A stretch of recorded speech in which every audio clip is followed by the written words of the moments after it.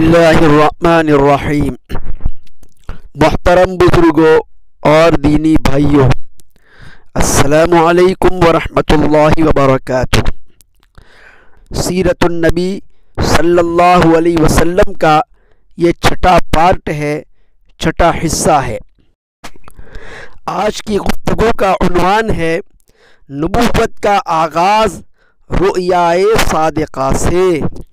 بزرگوں اور دوستو، انبیاء کرام علیہم الصلاۃ والسلام کے خواب بھی وحی ہوتے ہیں۔ ابراہیم علیہ الصلاۃ والسلام نے خواب میں دیکھا تھا کہ وہ اپنے بیٹے حضرت اسماعیل علیہ السلام کو ذبح کر رہے ہیں۔ وہ اسے اللہ کا حکم سمجھتے ہوئے اس پر عمل کرنے کے لیے تیار ہو گئے۔ رسول اللہ صلی اللہ علیہ وسلم کو خواب میں دار ہجرت یعنی مدینہ منورہ دکھایا گیا۔ اسی بنا پر آپ صلی اللہ علیہ وسلم نے مدینہ منورہ کی طرف ہجرت کی۔ اسی طرح رسول اللہ صلی اللہ علیہ وسلم نے نبوت ملنے کے بعد مدینہ منورہ میں خواب دیکھا تھا کہ آپ صلی اللہ علیہ وسلم بیت اللہ کا طواف کر رہے ہیں۔ چنانچہ رسول اکرم صلی اللہ علیہ وسلم اسے اللہ کا حکم سمجھتے ہوئے اپنے صحابہ کرام کے ساتھ عمرہ ادا کرنے کے لیے روانہ ہو گئے۔ بیداری میں اور جاگتے کی حالت میں وحی کے نزول سے پہلے وحی کی اس نوعیت کا آغاز انبیاء علیہم الصلاۃ والسلام کے لیے کر دیا جاتا ہے، تاکہ انبیاء علیہم الصلاۃ والسلام کے لیے بیداری کے عالم میں وحی کا نزول برداشت کے قابل ہو جائے۔ حضرت عبداللہ ابن مسعود رضی اللہ عنہ کے معروف شاگرد علقمہ بن قیس رحمۃ اللہ علیہ بیان کرتے ہیں کہ پہلے حضرات انبیاء علیہم السلام کو نیند کی حالت میں وحی کی جاتی ہے۔ جب ان کے دل مانوس ہو جاتے ہیں تو پھر بیداری کے عالم میں بھی وحی کا نزول ہونے لگتا ہے۔ سیدہ عائشہ صدیقہ رضی اللہ تعالی عنہا وحی کے آغاز کے بارے میں بیان فرماتی ہیں کہ اول ما بدأ به رسول اللہ صلی اللہ علیہ وسلم من الوحی الرؤیا الصالحة في النوم فكان لا يرى رؤيا الا جاءت مثل فلق الصبح۔ ترجمہ: رسول اللہ صلی اللہ علیہ وسلم پر وحی کی ابتدا سچے اور نیک خوابوں سے ہوئی۔ آپ صلی اللہ علیہ وسلم جو کچھ خواب میں دیکھتے وہ طلوع سحر کی طرح یعنی صبح صادق کی طرح سچا ثابت ہوتا تھا۔ بزرگوں اور دوستو، سیدہ عائشہ صدیقہ رضی اللہ تعالی عنہا عرب کے فصیح ترین لوگوں میں سے تھیں۔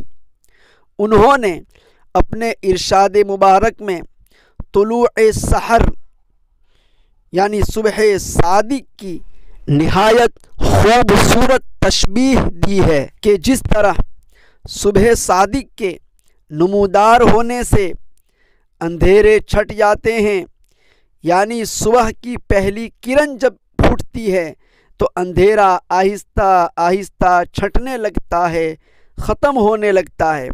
لوگوں کو یقین ہو جاتا ہے کہ اب رات کی تاریکی ختم ہو جائے گی اور صبح کا سویرا نمودار ہونے والا ہے۔ اسی طرح آفتاب نبوت کے طلوع و ظہور سے بھی جہالت، ضلالت، ظلمت اور کفر کی تاریکیوں کے پردے چاک ہو جاتے ہیں، ختم ہو جاتے ہیں۔ جس طرح صبح صادق کی روشنی طلوع آفتاب کی تمہید ہوتی ہے، اسی طرح رؤیائے صالحہ یعنی سچے خواب آفتاب نبوت و رسالت کے طلوع کی تمہید ہوتے ہیں۔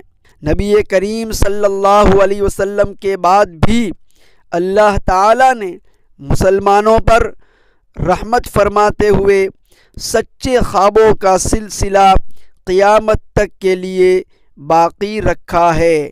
حضرت عبداللہ بن عباس رضی اللہ عنہما بیان کرتے ہیں کہ ایک مرتبہ لوگ سیدنا ابو بکر صدیق رضی اللہ تعالیٰ عنہ کے پیچھے صفیں باندھ کر کھڑے تھے کہ رسول اللہ صلی اللہ علیہ وسلم نے پردہ ہٹا کر فرمایا، ایھا الناس انہ لم یبق من مبشرات النبوۃ الا الرؤیا الصالحۃ یراھا المسلم او ترا لہ۔ اے لوگو، نبوت کی بشارات میں سے اب صرف سچے خواب ہی باقی ہیں جو مسلمان خود دیکھتا ہے یا اس کے لیے کسی کو دکھایا جاتا ہے۔ یہی نہیں بلکہ رسول اللہ صلی اللہ علیہ وسلم نے مومنوں کے سچے خوابوں کو نبوت کا 46واں حصہ قرار دیا ہے۔ فرمایا، رؤیا المؤمن جزء من 46 جزءا من النبوہ۔ ترجمہ، مومن کا خواب نبوت کے 46 حصوں میں سے ایک حصہ ہے۔ علماء اس کی وضاحت کرتے ہوئے لکھتے ہیں کہ وحی کے نزول کا دورانیہ 23 برس کا تھا، یعنی 23 سال تک وحی نازل ہوتی رہی۔ اس مدت میں سے پہلے 6 ماہ کے دوران وحی سچے خوابوں پر مشتمل تھی۔ یہ کل مدت کا 46واں حصہ ہے، یعنی جو خواب کے زمانے کے 6 مہینے تھے، یہ وحی کے زمانے کے کل مدت کا 46واں حصہ ہے۔ بزرگان محترم، خواب کے سچا ہونے میں انسان کے لیے ضروری ہے کہ جاگتی حالت میں بھی، بیداری کی حالت میں بھی وہ سچا ہو۔ تو انسان کے بیداری کے عالم میں سچا ہونا، اس سچائی کو بھی خواب کے سچے ہونے میں بڑا دخل ہوتا ہے۔ رسول کریم صلی اللہ علیہ وسلم نے ارشاد فرمایا، اذا قرب الزمان لم تکد رؤیا المؤمن تکذب واصدقهم رؤیا اصدقهم حدیثا۔ قیامت کے قریب مومنوں کے خواب جھوٹے نہیں ہوں گے۔ سب سے زیادہ سچے خواب دیکھنے والا وہ شخص ہوگا جو بات میں سب سے سچا ہوگا۔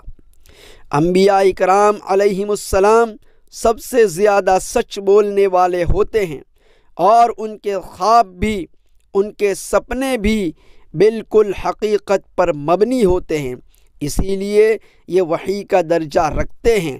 رسول اللہ صلی اللہ علیہ وسلم تو اصدق الصادقین تھے، یعنی سچوں میں سب سے زیادہ سچے تھے۔ نبوت سے پہلے بھی آپ صلی اللہ علیہ وسلم صادق و امین کے القاب سے مشہور اور معروف تھے۔ لوگ آپ کو صادق کہتے تھے اور امین بھی کہا کرتے تھے۔ صادق کا معنی سچ بولنے والا اور امین کے معنی امانت دار۔ آپ صلی اللہ علیہ وسلم پر بھی دوسرے انبیاء کرام علیہم السلام کی طرح وحی کا نزول سچے خوابوں کے ذریعے سے کیا گیا، اور یہ سلسلہ آپ کی وفات تک جاری رہا۔ بزرگان محترم، آج کی گفتگو میں آپ نے ایک بات سنی کہ سچے خواب نبوت کے 46 حصوں میں سے ایک حصہ ہے۔ اسی حدیث کو حوالہ بنا کر قادیانیوں نے امت کے سامنے یہ ثابت کرنے کی ناکام کوشش کی ہے کہ نبوت کا سلسلہ ابھی تک جاری ہے، حالانکہ قرآن اور حدیث میں یہ بات 100% ثابت ہو چکی ہے کہ رسول اللہ صلی اللہ علیہ وسلم آخری نبی ہیں۔ اب قیامت تک آپ صلی اللہ علیہ وسلم کے سوا کوئی نیا نبی آنے والا نہیں ہے، اور اسی پر امت کا اتفاق ہے۔